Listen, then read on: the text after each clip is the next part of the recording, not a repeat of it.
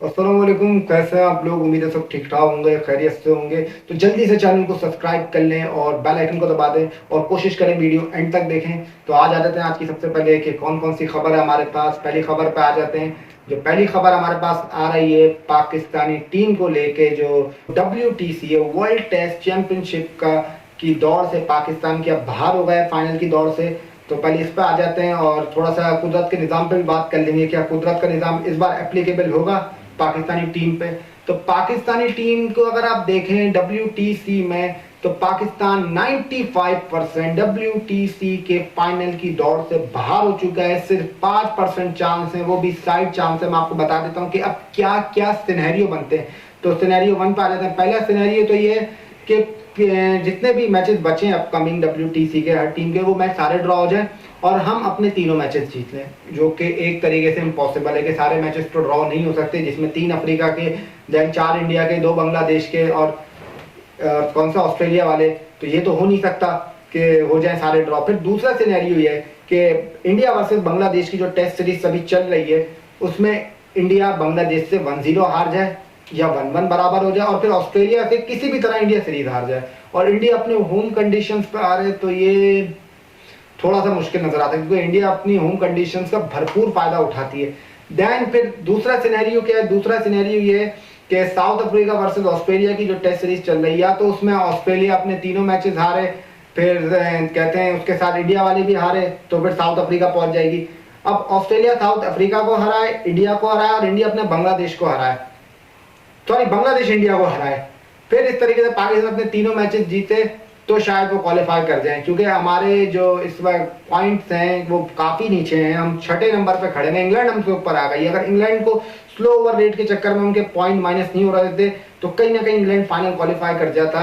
और अगर ये उनकी जो वेस्ट इंडीज वाली सीरीज थी, अगर वो ये जीत जाते तो बहुत डिजर्व करता था इंग्लैंड इस बार फाइनल खेलना। जिस तरीके से बैज और बैन ने इनकी क्रिकेट का हुलिया ही बदल दिया।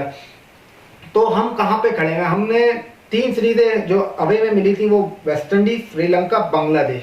आपने बांग्लादेश को मारा, आउटस्टैंडिंग क्रिकेट खेली, वेल प्लेड। फिर आप वेस्ट इंडीज से 1-1 बराबर करके आ गए। जो वेस्ट इंडीज की टीम को आपको 2-0 मारना चाहिए था, वो आप 1-1 बराबर करके आ रहे। फिर श्रीलंका में आपने पहला मैच शानदार जीता और दूसरा मैच अगर आप ड्रॉ भी कर जाते तो बहुत अच्छा होता, वो आप हार गए, वहां पे आपने सीरीज बराबर कर दी। फिर आप आए अपने होम पे, जहां पे टीमें खुश होती है कि होम पे तो हर टीम जीतती है अपनी। आपने किया ऑस्ट्रेलिया से सीरीज, आपको खौफ तारी हो गया कि जिन आ गया ऑस्ट्रेलिया के सामने। आपके चेयरमैन ने खुद आके बात बोली कि ऑस्ट्रेलिया में लताड़ देगा, ये कर देगा, जिस वजह से शुरू का पहला मैच ड्रॉ हुआ, दूसरा मैच ड्रॉ हुआ। क्या करा ऑस्ट्रेलिया ने? तीसरा मैच आपको मार के चली गई, सीरीज हरा के चली गई, उससे आपको नुकसान हुआ। फिर इंग्लैंड जो बोला वो करके दिखाया भाई। बेन स्टोक्स और ब्रेंडन मैकलम ने आपको 2-0 हरा दिया। आप यानी होम पे एक मैच भी ना जीत सके, तो यार आप फिर कहां पे खड़े हो भाई? क्या आप कर रहा हो, क्या चाह रहा हो, किस तरीके से आप चाह रहे हो कि पहुंच जाओगे? कि दूसरी टीमें, हाँ अगर दूसरी टीमें बाइकआउट कर दें खेलने से तो मैं उस पर कुछ नहीं कह सकता, वो फिर एक कुदरत का निजाम वाली बात हो जाएगी कि कर जाए तो कर जाए, बहुत अच्छी बात है, फिर आपका चांस बन जाएगा। लेकिन आपने बहुत ही पैथेटिक क्रिकेट खेली।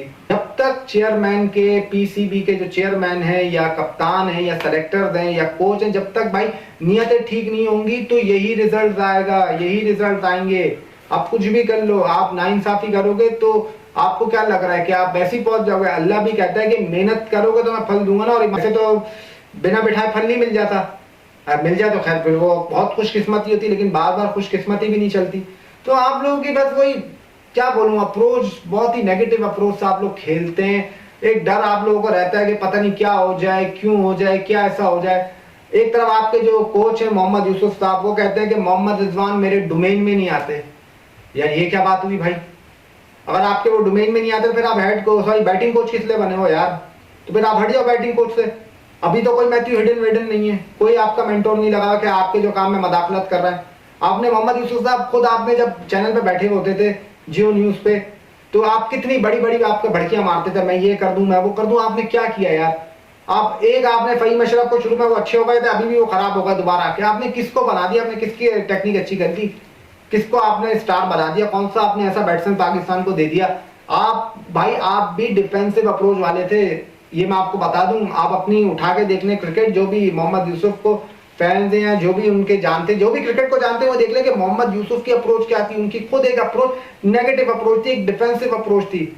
उनको बैटिंग कोच लगाया हुआ। फिर ये सकलैन मुश्ताक साहब का तो अब अल्लाह करे इनका टेन्योर खत्म ही हो जाए। ये जो न्यूजीलैंड वाली सीरीज की बात है कि उनका ये टेन्योर हो जाए पूरा, और पाक और पीसी भी कोई ऐसा करेगा, एक अच्छा कोच लेकर भाई, एक एग्रेसिव कोच चाहिए। भले आपको अगर कैप्टन भी बदलना हो तो बदल दो यार, कम से कम टीम तो जीते। लेकिन आप लोग की वो अप्रोच ही नहीं है। अब WTC में आप कहाँ खड़े हैं? ऑस्ट्रेलिया 75% के साथ नंबर 1 पे, आप 6ठे नंबर पर हो। तो ये बहुत ही डिसअपॉइंटमेंट है आपके लिए। और आप देखिए सिनेरियो यही है कि पाकिस्तान अपना तीसरा मैच जीते, जो ये इंग्लैंड से इनका होना है 17 तारीख को, उसके बाद ये न्यूजीलैंड से, ये दोनों आपका टेस्ट मैचेस जीते। फिर दूसरों के रिजल्ट से बहुत डिपेंड करना पड़ेगा कि बांग्लादेश इंडिया को 1-0 हराए या सीरीज 1-1 बराबर हो, और ऑस्ट्रेलिया फिर इंडिया को हराए, और ऑस्ट्रेलिया साउथ अफ्रीका को भी हराए। चलो ऑस्ट्रेलिया साउथ अफ्रीका को हरा सकती है अपनी होम कंडीशन पे, बात समझ आती है कि ऑस्ट्रेलिया फिर पकड़ ले। और लेकिन जो लास्ट सीरीज हुई थी ऑस्ट्रेलिया साउथ अफ्रीका की, वो उसमें और एक आप समझ लें इतनी खलबली मची थी कि जो Steve Smith, David Warner, Cameron Bancroft जो उनके विकेट कीपर थे, वो बॉल टेम्परिंग का इशू आया, जिस वजह से एक साल के लिए उनको बैन लगा। फिर ऑस्ट्रेलियन क्रिकेट डिक्लाइन पे चली गई। तो बहुत ही समझ लें परेशान वाली सीरीज थी वाली।